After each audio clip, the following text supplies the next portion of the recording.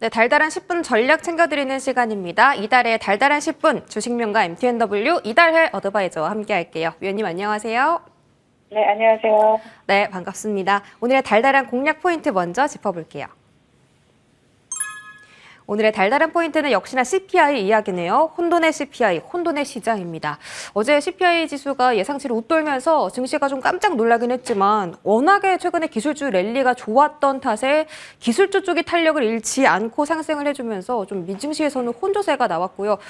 국내 증시의 흐름을 사실 지금은 갈피를 잡기가 조금 어렵습니다. 오늘 뭐 대형주들도 시가총액 상위 종목들도 대부분 좀 하락세를 보이고 있고 중소형주에 또 매기가 쏠릴까라는 궁금증이 들긴 하는데 위원님께서 이런 시장에서는 어떤 대응이 필요한지 전략 바로 세워주시죠.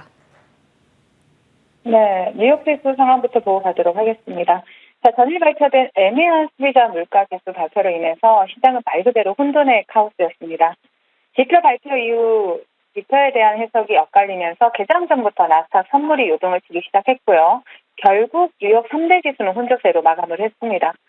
CPI 지수와 그 해석에 대해서는 어젯밤부터 귀에 못이 박히도록 들으셨을 거라고 보여지고요.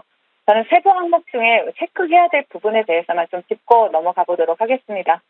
우선 상품 물가의 하락세가 뚜렷한 반면에 서비스 물가는 1982년 이후 최고치로 치솟았죠. 자, 연단위로 계약하기 때문에 후행성이 강한 주거비 그리고 임차료가 각각 7.88%와 8.56% 상승하면서 물가 하락을 둔화시키고 있는 모습이고요.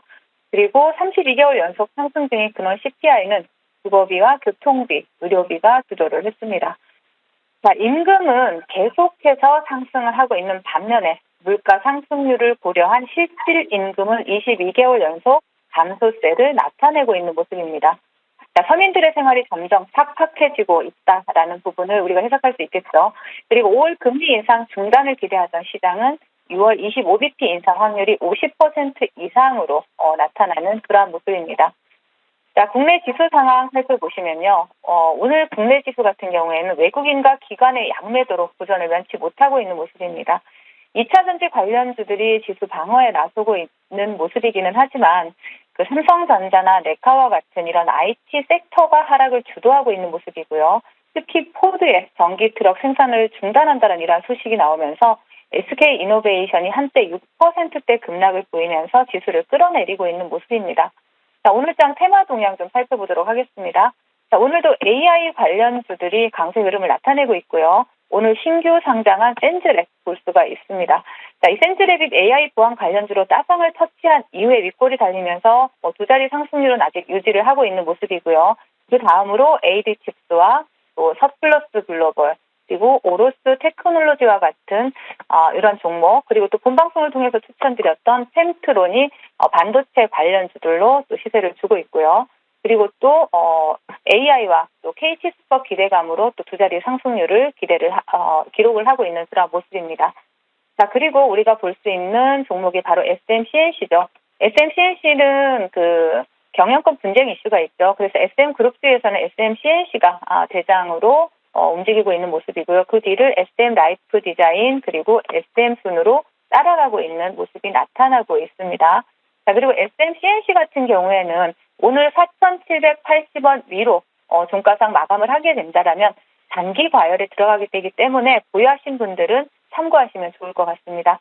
그리고 그 이외에 윈텍을 대장으로 해서 ASTN과 또 에코프로 그리고 코스모화학과 같은 이러한 2차 전지 관련주들이 강세 흐름을 나타내고 있지만 아직 강력한 테마는 형성하지 못하고 있는 모습이다. 이렇게 말씀드리겠고요. 그리고 시장에 대해서는 계속 같은 전략 유지하겠습니다.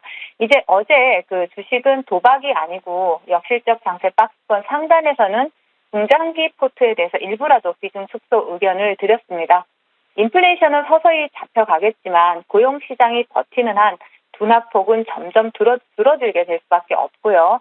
이미 소프트 랜딩을 선반영하고 있는 시장에게 당분간 박스권 돌파 모멘텀이 존재하지 않는 이러한 상황이다라고 볼 수가 있습니다.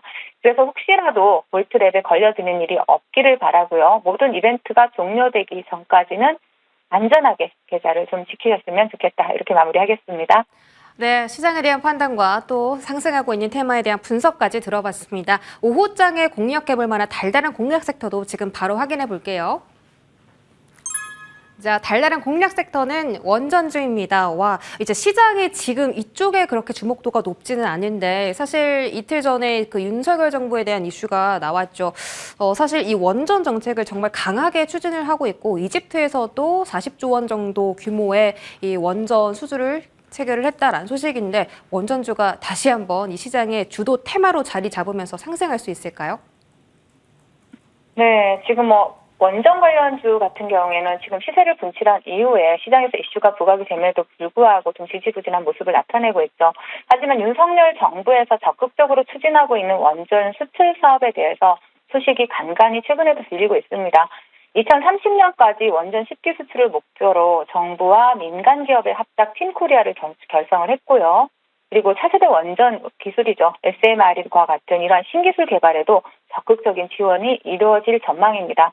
현재 언론에는 보도되고 있지 않지만 폴란드라든지 체코라든지 영국, 필리핀과 같은 이러한 매우 다양한 국가에 대해서 팀코리아의 총력전이 진행 중이고요. 또 현재 12개월째 지속되고 있는 무역 적자에 대한 우려가 상당히 높아지고 있지 않습니까? 그런 가운데 정부 차원에서 해외 수출의 돌파구로 원전 수출에 대한 정책적 지원이 추가될 것으로 예상이 되고 있습니다. 세계 원자력 협회에서도 탄소 중립이나 에너지 안보 트렌드로 원전의 활용도가 상당히 높아지게 되면서 2035년에는 글로벌 1,600조 원의 규모의 원자력 시장이 형성이 될 것이다. 이렇게 전망을 하고 있죠. 따라서 한동안 시장에서 주목받지 못했지만 정부의 정책적 지원으로 우리나라 수출 위기 극복의 선봉에 서게 될 수 있는 이러한 원전 관련주들에 대한 관심이 다시 한번 필요한 시점이다 말씀드리겠습니다. 네, 원전 관련주들 지금 관심이 필요한 시점이다라는 말씀해 주셨는데 시장이 지금 보지 않을 때 저희가 먼저 선점해서 종목들 좀 매수해보면 좋을 것 같습니다. 어떤 종목 오늘 들고 오셨어요? 네, 오늘 피코그램 가지고 나왔습니다. 피코그램은 국책과제를 통해서 방사선 융합 기술 사업을 영위한 바가 있고요. 또 방사선 기술 기반으로 한 그 세슘 정화형 필터 개발로 시장에서 부각이 된 종목이죠. 일본의 원전 오염수 방류로 시장에 또 주목을 받을 가능성이 있는 대표적인 원전 관련주라고 볼 수가 있습니다. 네, 차트 보시면서 말씀을 드리도록 할게요. 자, 윤석열 정부가 원전 기술 개발이나 수출 확대에 적극적으로 나서면서 원전 수출 기대감은 지속이 되고 있지만 관련주들은 바닥권에서 지지부진한 모습을 보이고 있는 가운데 지금 어제 장중 공개방송에서 종가 배팅 종목을 들으면서 오늘 익절 목표가를 도달해서 전부 전략 매도하면서 익절했던 종목인데 오늘 눌림을 너무 예쁘게 주고 있어요. 그래서 아름다운 조정을 주고 있는 동종목을 지금 바닥권에서 충분히 매수할 수 있는 기회를 줬다라고 보여지기 때문에 동종목 같은 경우에는 지금 장대 양봉 몸통 기준으로 해서 분할 매수로 접근하시면 좋을 것 같고요. 그리고 목표가는 9,800원, 손절가는 6,500원 설정해드리도록 하겠습니다. 네, 작년에 정말 많이 달려왔던 종목 피코그램입니다. 지금 바닥권에서 정말 예쁜 눌림이 나왔다라고 말씀해 주셨어요. 매수가 현재가 구간에서 좀 분할 매수 시도하시는 게 좋겠고요. 목표가는 9,800원, 손절가 6,500원 이렇게 잡아드리겠습니다. AS 바로 받아볼게요, 위원님. 1월 17일에 주신 펨트론 이야기 나눠보겠습니다. 앞서서 이제 테마 동향 설명해 주실 때 언급을 주셨는데 이 종목은 목표가 달성을 했고요. 최고가 기준 30% 수익 나왔습니다. 어떤 대응 필요할까요? 네, 전일 밤에 미국 증시에서 테슬라의 주가가 상승하면서 우리나라 증시에도 2차 전지주가 상당히 강세를 보이고 있는 모습이죠. 그리고 동사 같은 경우는 지난해 영업이익이 거의 60% 가까이 상승했다라는 또 이러한 호재도 나오고 있는데요. 차트 보시면서 말씀을 드리겠습니다. 동종목 같은 경우는 오늘 윗꼬리가 달리긴 했습니다. 전체적인 시장의 조정이 나오면서 윗꼬리가 달렸지만 사실 시세는 아직 살아있다라고 보입니다. 자, 단기 박스권을 돌파한 이후에 이 박스권 상단을 훼손시키지 않으면서 종가상으로 마감을 한다라면 조금 더 강한 시세를 한 번 더 분출할 수 있는 종목이다라고 보여집니다. 그래서 7,500원을 지지라인으로 보시고 이탈하지 않는다라면 재매수 관점 가능하다 이렇게 마무리하겠습니다. 네, 7,500원 지지 여부 체크해 보시기 바라겠습니다. 다음은 코닉 오토메이션도 AS 받아볼게요. 이 종목도 1월 말에 주시고 나서 20% 넘게 수익이 났지만 최근 흐름을 봤을 때는 추가 상승이 아직까지는 좀 나오지 않았습니다. 코닉 오토메이션은 어떤 대응 필요할까요? 네, 코닉 오토메이션 같은 경우에도 2차 전지 관련주죠. 자, 스마트 팩토리 공급 기대감으로 시장에서 부각이 되었던 종목인데요. 차트 보시면서 말씀을 드리겠습니다. 자, 차트 보시면 지금 바닥권에서 대량의 시세 수급이 들어온 다음에 크게 상승하지 않은 종목이죠. 시장이 오늘 음봉을 그려내고 있음에도 불구하고 양봉을 켜내고 있는 이러한 모습입니다. 자, 시장보다 강한 종목, 시장이 하락을 하면은 대부분 주식 초보분들은 많이 밀린 종목들에 적극적으로 매수에 가담하게 되는데요. 그러기보다는 시장을 이기는 종목, 시장보다 덜 빠진 종목들의 매수 포지션을 잡는 게 좋습니다. 그래서 동종목 같은 경우는 지금이 적절한 매수 타이밍이 아닐까 그렇게 보고 있고요. 그리고 코닉 오토메이션 같은 경우에는 지금부터 분할 매수로 적극적으로 매수해도 좋을 종목이다 말씀을 드리겠습니다. 네, 시장보다 강한 종목을 좀 매수하는 게 좋다라는 말씀이셨는데 코닉 오토메이션이 거기에 딱 부응하는 종목이라고 말씀 주셨어요. 자, 여기까지 AS 정리해보면서 이달의 위원님 보내드리도록 하겠습니다. 고맙습니다. 네, 감사합니다.